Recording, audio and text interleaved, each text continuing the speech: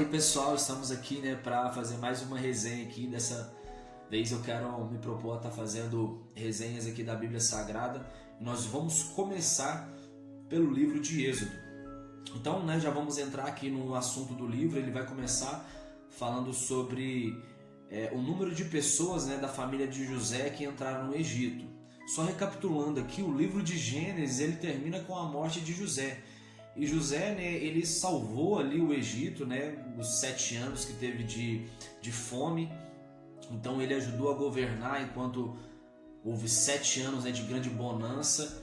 E José foi um grande homem aqui no reinado aqui egípcio.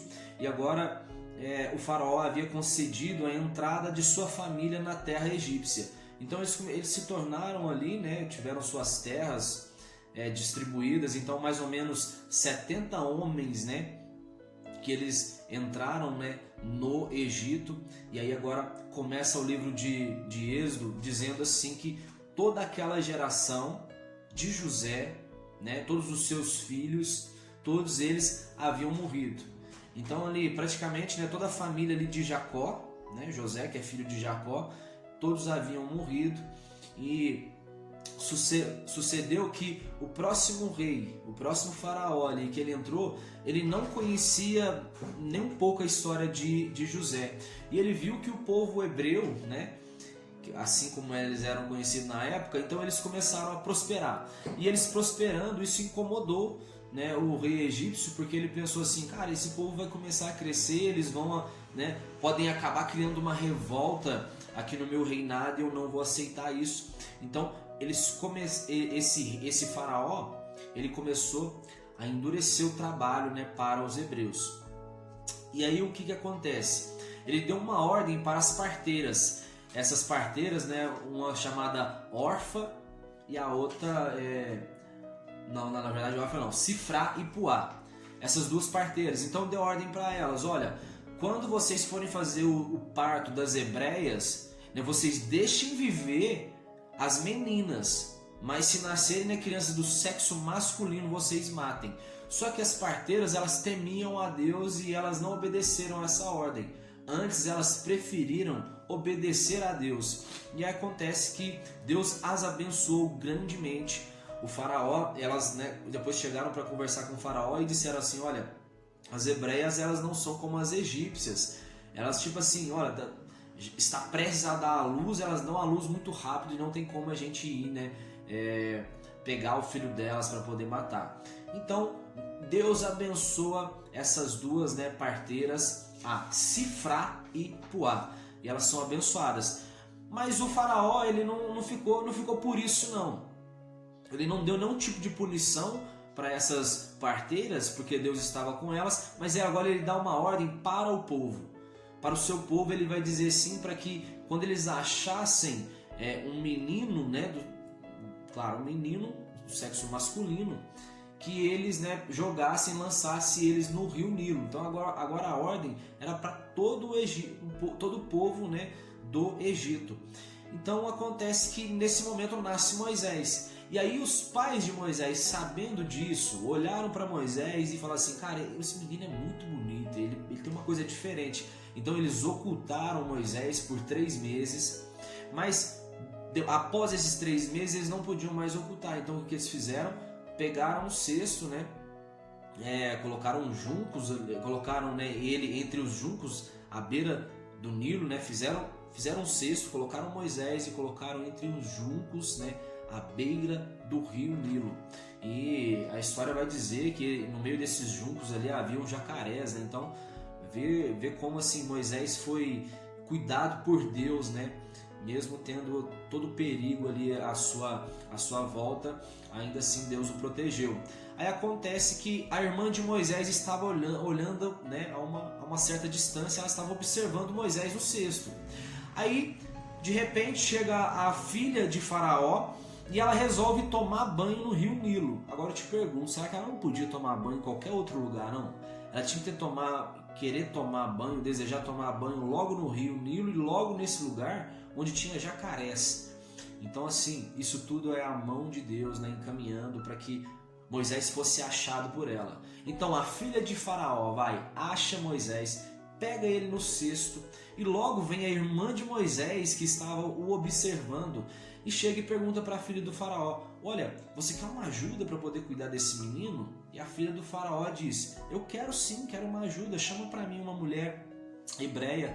E aí a irmã de Moisés chama justamente Joquebede, que era a mãe de Moisés. Então agora a mãe de Moisés ela vai amamentá-lo, né, durante um tempo, vai receber uma grana por isso, né? Olha o cuidado de Deus, né? Vai receber dinheiro ainda para poder cuidar do filho de Moisés. Ele foi, né, salvo. E aí a filha do Faraó que vai dar esse nome para ele, de Moisés, que significa eu o tirei das águas. É esse o nome, quem dá esse nome é a filha de Faraó. Moisés então fica ali 40 anos, né, no reinado, no reino do Egito, e aí de repente ele resolve sair. Com certeza ele sabia da história dele, né, que ele era um hebreu, mas foi criado no palácio do Faraó. E aí ele saiu e viu um egípcio e um hebreu brigando. Então ele ficou revoltado com isso, olhou para um lado e olhou para o outro, viu que não tinha ninguém, pegou e matou aquele egípcio. No outro dia acontece que tinha uma briga de 2 hebreus, e aí Moisés chega e fala: olha, porque vocês são irmãos, povo do mesmo povo, por que vocês estão brigando? E aí aqueles 2 hebreus eles vão dizer assim: olha, quem te nomeou juiz entre nós?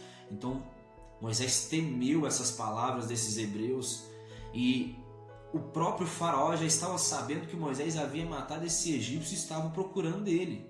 Então Moisés ia ser condenado ali, e Moisés ele vai e foge para o deserto de Midian, senta à beira de um poço. Quando ele senta à beira de um poço, vai chegar 7 filhas de Jetro para poder pegar água. Então parece que Moisés tinha acabado de fugir dessa confusão, né? Foi defender uma briga, né? Foi levantar antes da hora como libertador ali, se deu mal. E agora aparece uma outra situação para ele poder resolver, porque essas 7 filhas de Jetro, elas querem pegar água num poço para poder dar aos animais, né, de seu pai, só que alguns pastores ali à volta não deixam elas fazerem isso. O que Moisés faz? Bota aqueles pastores para correr. Segundo a história, né, Moisés era dotado ali de grandes conhecimentos de artes marciais também. Então ele era um cara assim, né, destemido, um cara forte também. E ele botou esse pessoal para poder correr. Ele vai depois as filhas, né, as 7 filhas de Jetro, elas vão até o pai e perguntam: olha, o que aconteceu? Elas contam toda a história. Aí depois Jetro pede para que chame esse rapaz, né, que é Moisés, e aí ele acaba ficando junto com Jetro. Jetro, que era um sacerdote, ele era um pastor, e Moisés agora começa a servi-lo. Ele, né, se casa com Zípora, que é uma filha, né, de Jetro, e agora Moisés passa de príncipe do Egito para um pastor de ovelhas. E pastor de ovelhas era uma profissão ali, né, bem assim inferior. Aqui ele era, como ele tinha a posição de príncipe, né? Mas Moisés, né, ele não deixou de dar o seu melhor ali. Ele serviu o sacerdote Jetro, se casou com Zípora, teve um filho chamado Gerson, né? E ali Deus começou a preparar ele, porque depois ele vai ser usado como libertador, né? Mas antes disso ele passa por uma preparação. Então o que nós temos aprendido aqui na minha igreja, eu tenho aprendido sobre isso, que antes da gente querer ser um homem ou uma mulher de Deus, a gente precisa servir alguém. Precisa servir um homem de Deus, melhor dizendo. Então Moisés ele serviu um sacerdote, serviu a Jetro, e Moisés ele, né, usou muito, né, do pastoreio que ele aprendeu com Jetro para poder pastorear o povo. Então entenda isso, antes de você querer ser um homem ou uma mulher de Deus, você primeiramente deve servir um homem de Deus. Amém? E pronto, o que acontece? Passou um tempo e morreu aquele faraó que havia, né, queria pegar Moisés por causa que ele tinha matado o egípcio. Então esse faraó morreu, pronto. Morreu. Aí o que acontece? Moisés de repente estava ali passeando pelo Monte Horebe, e aí ele olhou para uma sarça, e era comum as sarsas pegarem fogo naquele tempo, mas uma sarça o chamou a atenção, porque essa sarça estava pegando fogo, mas a sarça não era consumida. Quando Moisés ele chega perto ali, ele ouve a voz de Deus, e aí Deus começa a falar com ele, e Deus agora vai enviar Moisés para ele poder ser o libertador daquele povo, porque o faraó não tinha começado a oprimir o povo, estavam com medo, o faraó estava com medo que aquele povo crescesse, né, e causasse uma revolta ou algo assim. Então o povo começou a clamar, porque ele estava sendo oprimido. Então Deus ouviu o clamor daquele povo e agora disse para Moisés: essa missão é sua, é você que vai libertar aquele povo. Então, assim que Moisés ele vai e chega, né, perto daquela sarça, Deus vai pedir para ele poder tirar as sandálias, né, as sandálias que representavam as sandálias do Egito. Logo à frente aqui a gente vai ler, né, que quando o povo sai do Egito, Deus pede para eles colocarem as sandálias e ir embora. Porque num plano de fuga, você não tem muita estratégia, você não vai aplicar nenhum tipo de doutrina, nenhuma regra necessária, sabe? Numa rota de fuga, você pega o que tiver por perto. Mas, né, quando você já está estabilizado, não, aí agora os negócios já mudam. Então Moisés aqui não estava correndo perigo nenhum. Então essas sandálias aqui representavam tudo que o mundo egípcio, né, tinha dado para eles, tinha dado para Moisés. Então isso não significava nada na presença de Deus. E isso, né, para nós, toda essa história significa para nós é que quando a gente entra na igreja, muitas coisas a gente, né, você pode fazer, um novo convertido, muitas coisas ele ainda pode, sabe? Você ainda não, né, não sabe muito sobre respeitar as hierarquias, sobre a questão de ofertas, unção, purificação, né? Você ainda não sabe sobre essas questões, então ainda passa, porque você está começando naquele tempo, você ainda não tirou as sandálias, você ainda precisa delas, mas vai chegar um tempo que você vai precisar tirar as sandálias. Então Moisés, né, tirou, se despiu de tudo que o Egito tinha ensinado para ele, e ele agora foi fazer essa missão. Só que Moisés ficou pensando assim: que sinal que eu vou ter, né, que o Senhor vai estar comigo? Então Moisés ele ia, né, no Monte Horebe, voltou depois, né, no Monte Horebe, depois que ele teve essa conversa com Deus no meio da sarça. Aí ele voltou no Monte Horebe e toda vez que ele ia orar ali, ele cobria o rosto. Era comum Moisés ir no Monte Horebe conversar com Deus e sempre cobrindo o rosto. O Monte Horebe era o monte de Deus. E ali naquele momento, no Monte Horebe, Deus vai e ele revela seu nome a Moisés. Então Moisés queria saber: olha, que nome que eu vou dizer para os chefes dos israelitas que eu sou esse representante, eu vou lá para libertar eles. E Deus vai dizer o nome dele, o nome de Deus é Eu Sou, simplesmente Eu Sou. E o que Moisés ia chegar lá, o que ele ia pedir para o faraó? Era o seguinte: olha, pedir a saída do povo, caminhar por 3 dias no deserto, né? E ali oferecer sacrifício. Então ele precisava ter animais ali, né? Animais para poder oferecer o sacrifício. Então era o povo saindo mais os animais. E outra coisa, Deus disse que os egípcios ofereceriam joias, ouro, vestimentas, né, para eles. Então, beleza, olha, a ordem estava essa. Deus já tinha dito o que ele ia, né, dizer para Faraó. Só que Moisés, o que eu acho curioso aqui, é que ele vai falar com Deus que ele precisava dos sinais não para falar com o Faraó. Depois a gente sabe que Deus, ele, né, mandou as pragas ali e, né, tipo assim, as pragas eram para mostrar assim que os deuses dos egípcios não era maior, né, que o Deus que a gente serve. Então Moisés ele não pediu nenhum sinal para Faraó, mas ele pediu sinal para poder falar com o povo. E os sinais aqui eram esses: olha, Deus falou para ele: olha, quando você pegar o cajado na sua mão, você vai estar lá de frente aos líderes de Israel, você vai pegar o cajado na mão e esse cajado vai se transformar em uma cobra, né? Você vai jogar o cajado no chão, ele vai se transformar em cobra, depois você pega o cajado, ele se transforma em cajado de novo. Outra coisa, coloca sua mão no peito. Quando você colocar sua mão no peito, ela vai ficar leprosa, né? Depois você coloca de novo a sua mão e ela vai se tornar pura novamente. Outra coisa, joga água na terra. Quando você jogar na água, né, ela vai se tornar em sangue quando ela ficar na terra. Então, com esses 3 sinais aí, ele apresentou para os líderes israelitas e eles aceitaram que Moisés era esse libertador, né, do seu povo. E aí Deus, né, conversando com Moisés vai começar a falar aquela história que a gente, né, que ele era pesado de língua, que tinha dificuldade para poder falar, e Deus vai e chama, né, o seu irmão Arão para poder ser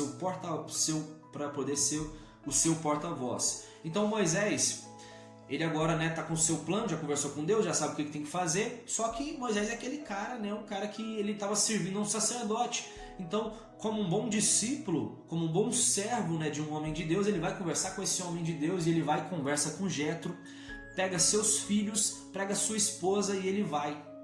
E ele vai agora cumprir, né, a sua missão. Só que o que acontece? No meio do caminho tem uma história muito curiosa, porque desde Abraão, né, Abraão que tem a promessa ali de Deus, é o patriarca, né, da família israelense, do povo de Deus. Então tinha um pacto, né, da circuncisão. Então Abraão ele já tinha feito esse pacto, né, com Deus da circuncisão.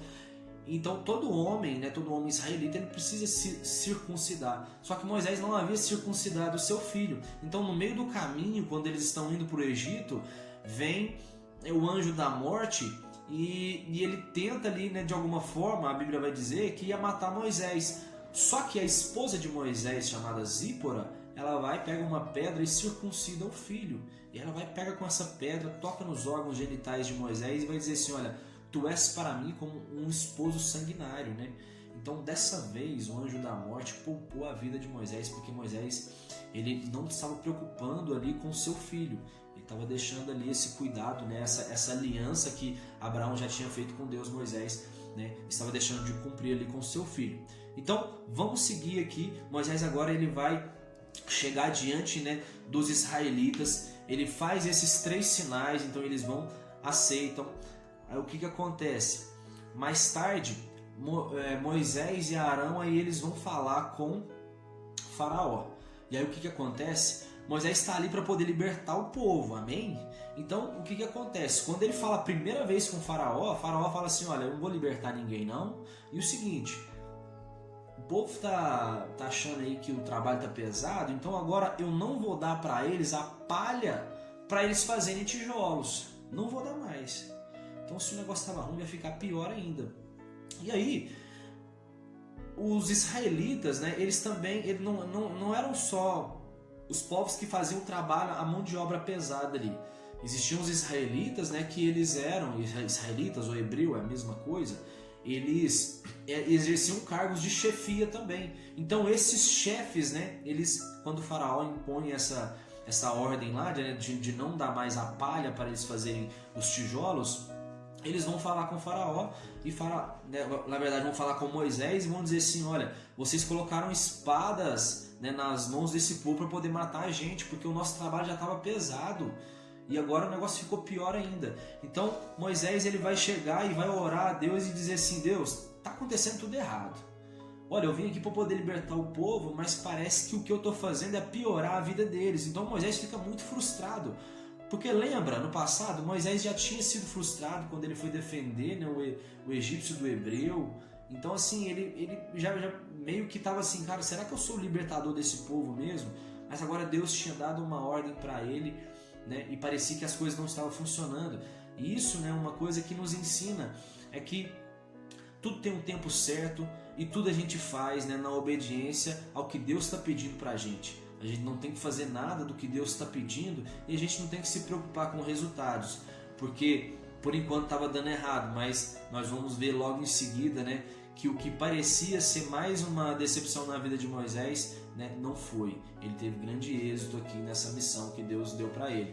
Então Deus ele respondeu essa oração de Moisés, eles fizeram uma nova aliança ali, né? Então, né, agora Moisés ele vai chegar para poder, né, falar com o faraó mais uma vez. Nesse tempo aqui a Bíblia também ele vai falar sobre a genealogia, né, de Moisés e Arão, que né, seria os levitas ali, vai falar de Levi, de Coate, Izar, Corá, todo esse pessoal aí. Então Moisés e Arão vão mais uma vez, né, falar com o faraó. Nesse período aí Moisés tinha 80 anos e Arão tinha 83 anos. Então, quando eles estão diante ali do faraó, Arão ele vai fazer um sinal ali, ele joga o seu cajado, né? Joga o seu cajado no chão, se transforma em serpente. Aí os magos do Egito fazem a mesma coisa. Só que aí o cajado de Arão ali, né? Ele vai e come todas as outras cobras ali. Então, tipo assim, já foi começando a fazer os sinais. Depois disso, nós temos as 10 pragas. Aí eu não vou falar, né, sobre cada um especificamente não. Você pode, né, pegar ali, tem muito conteúdo aí pra gente poder estudar. Mas as pragas aqui são a praga do sangue, das rãs, os piolhos, moscas, animais, tumores, úlceras, chuva de pedra, gafanhotos, trevas e a morte dos primogênitos. E o curioso é que na penúltima praga aqui, Deus já vai começar a falar sobre o povo, sobre a Páscoa, né? Antes da morte dos primogênitos, então Deus já começa a falar para o povo dele sobre a questão, né, da Páscoa. Qual era esse ritual, né? Que eles tinham que passar o sangue nos umbrais ali, comer carne grelhada no forno, né, com pães sem fermento e ervas amargas, né? Não comer nada cru do cordeiro e nem cozido, né? Tinha que comer o animal inteiro. Então, assim, Deus dá esse monte de especificações ali. E essa comemoração da Páscoa, né, que seria essa comemoração da saída do Egito, ela seria um decreto ali perpétuo, por toda a vida. Então, né, Deus vai começar a falar mais outras instruções aqui sobre a questão da Páscoa, até chegar aqui, né, na morte dos primogênitos. Então, na morte dos primogênitos, era para todo mundo, né, ter passado ali sangue nos umbrais das portas. Eles já teriam ali comido o cordeiro. Todos estariam esperando ali até o amanhecer na porta, né, de suas casas, esperando o sinal de Deus para eles poderem saírem. Aí acontece que no meio da noite, quando morrem, né, os primogênitos, tanto dos animais como, né, dos homens ali do Egito, eles morrem. E aí Faraó à noite ele vai dar a ordem: olha, vai Moisés, caminha esses 3 dias no deserto aí, pode sacrificar assim ao seu povo, eu vou libertar vocês. Então, né, dá o início ali ao êxodo, e aquilo que Deus já havia dito, olha, eles começaram a pedir roupas, ouro, prata, joias, né, e assim eles receberam dos egípcios, ou seja, eles saíram dali, né, bem com bastante riqueza mesmo, saíram, né, com os rebanhos, os gados e ainda também com ouro, prata, joias e etc. Outra coisa, não foram só os hebreus que saíram. A Bíblia vai dizer que foram 600 mil homens a pé, né, além das mulheres e as crianças. Então, um número aí de 1 milhão, acho que com certeza, né, mais de 1 milhão de pessoas estavam nessa saída do Egito, contando mulheres e crianças. E também uma outra grande multidão de estrangeiros. Então era gente demais, era muita gente que estava ali. Alguns estudiosos falam até de cerca de 3 milhões de pessoas, mas enfim, isso não está na Bíblia, é só algo, né, que imaginam que seja.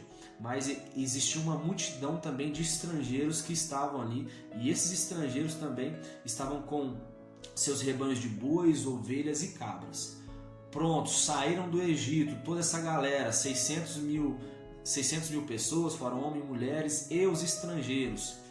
Quanto tempo durou essa escravidão do povo hebreu ali no Egito? Duraram 430 anos. Deus agora ele vai começar a fazer essas leis para poder celebrar a Páscoa. E o curioso aqui é que ele vai dizer que nenhum estrangeiro pode comê-la. Se quiser comer, tem que circuncidar. Lembra que a gente estava falando sobre a questão de ter quando você está fazendo um plano de fuga ali, você não tem muito...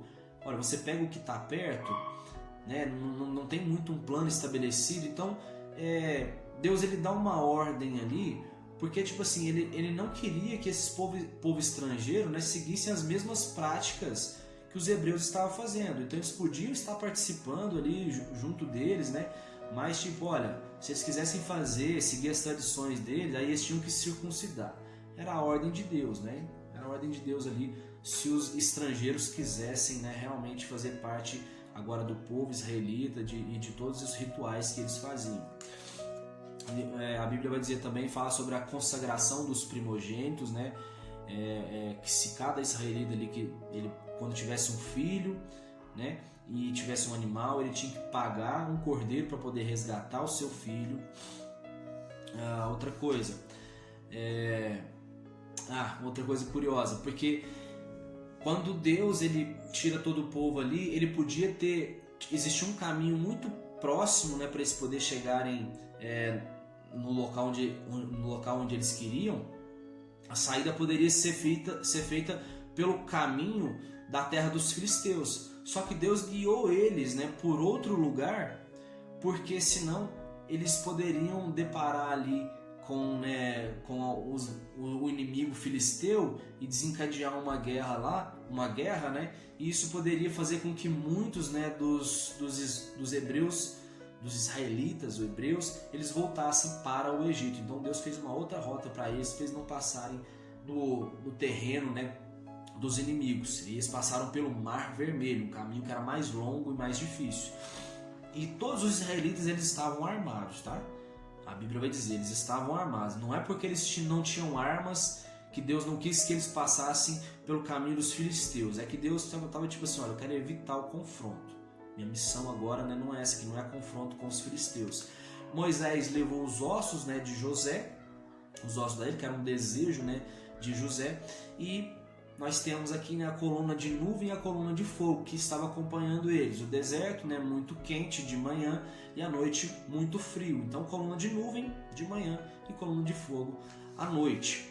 Olha, eles iam... O que era a ordem de Moisés, que Deus tinha dado para Moisés? Vocês vão caminhar, né, por 3 dias. Para finalizar aqui já essa primeira parte. Vocês vão caminhar por 3 dias. Então eles chegaram, né, até um lugar chamado Pi-Hairote, né? Pi-Hairote. Então Moisés com todo o seu povo chegou a esse lugar. E aí Faraó desejou perseguir os israelitas novamente. Então ele vai, e aí o povo começa, né, foram perseguir, né, os israelitas com 600 carros de guerra que saíram, né, 600 melhores carros de guerra do Egito. E aí os israelitas começaram a temer, começou a reclamar, já começou as reclamações, né, com Moisés. E Moisés, aí a primeira vez que a Bíblia vai citar que Moisés realmente tinha poder em palavras, né, para fazer jus ao discurso de Estevão, quando você vai ver no Novo Testamento, ele dizendo que Moisés era poderoso em palavras. Quando você lê Êxodo, você vai dizer assim, não, ele não era poderoso em palavras, ele tinha até seu porta-voz, que era seu irmão Arão.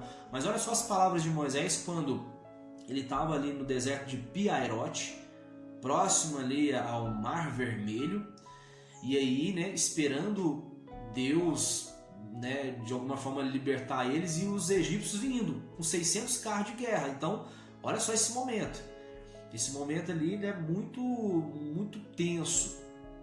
Aí Moisés vai dizer assim para o povo: não temais, permanecei firmes e vereis que Yahvé fará hoje mesmo para vos salvar a todos, porque os egípcios que vocês estão vendo neste momento, nunca mais tornareis a ver. Olha que palavra poderosa de Moisés. E aí, né, na próxima parte aqui a gente vai falar sobre essa parte aqui que Moisés ele atravessa com o povo o Mar Vermelho. Então é isso aí, pessoal. Espero que tenham gostado, né? Curtam aí, compartilhem esse vídeo. Quero estar postando aqui, fazendo vídeos aqui da Bíblia toda, né? Quero dividir aqui mais ou menos umas 4 partes, né? O livro de Êxodo. E você que gosta, assim como eu, né, de ler a Bíblia, que você acompanhe aí, curta, comente, né? Me dá seu feedback aí, fala o que você está achando, né? Espero o comentário de vocês e que Deus abençoe a cada um em nome de Jesus. Valeu e até mais.